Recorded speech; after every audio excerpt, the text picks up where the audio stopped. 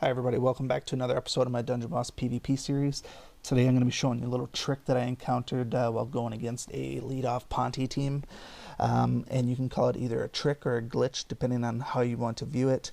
Personally, I took it as a glitch this time around, although just 2 days ago I showed you a similar thing that happens with Hopper when you're going against Hopper teams on defense. And so this is going to serve as both a PSA announcements to watch out for, and also a possible strategy option for your PvP defense. So I roundtabled some ideas with my guild for about 15 or 20 minutes, trying to come up with an appropriate team. Now, it doesn't maybe look that tough, but the runes on this guy were pretty intense. So the Shadow Blade was going to one-shot pretty much anybody that he hit, and so was the Shade, and that's what I was ultimately worried about. So I was having trouble determining which team I actually wanted to pick.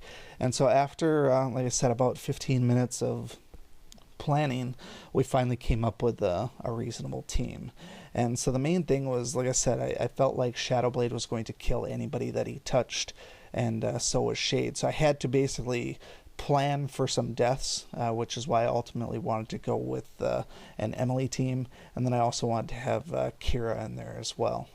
And then for the other two, Shadowblade, and then Koros is going to be my main damage dealer. What I want you to see from this first screenshot here is notice the order of it. And had I known this was going to happen, I would have recorded this live. But I expected this just to honestly be number 47. So keep very close eye and just note what happens during this fight here. So the order should be Shadowblade, Shade, and then Ponti, and then Igorok. So as long as I kill Ponti, essentially my Koros will get to go and I'll be able to wipe the rest of the team, and then Emily's along for the ride. So we get into the actual video here. Looking at the replay, it does seem to suggest from here that Igorok was first, and we'll get to that in just a second. So here's the team that I got: Kira, Shadowblade, Koros, Emily. I basically planned for as many contingencies as I possibly could. So we get to the opener. Like I said, Shadowblade was probably going to kill anybody that he'd touch. He happened to go with Emily. That wasn't a big deal for me. The thing for me was at this point, right here, slowed it down for you, killed Ponti. That was my only goal. Take him out, and now Koros can come and wipe the team. But little did I know that the so-called Hopper mechanic, as I'm going to call it, has now morphed into what's going to be henceforth known as the Ponti trick.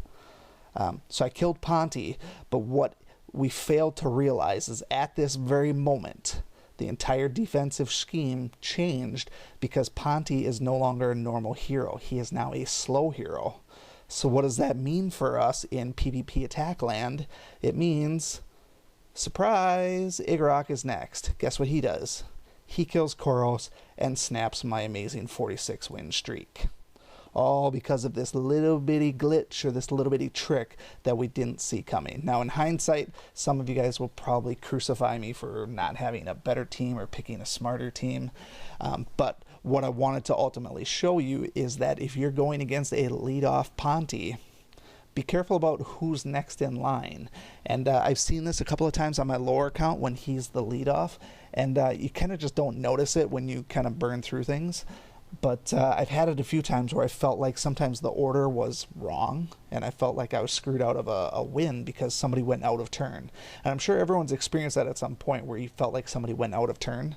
Keep an eye out for Ponti in the first position, because when you kill him, he's going to cycle into a slow hero, and the next person in line is going to get to go before your primary attacker, and you very well might strap and basically crap out a nice win streak here. So I didn't hit 50, so I think I'm going to have to get back to it. But if you didn't know about this, like I said, take note of it. I think it's an important thing to keep an eye on.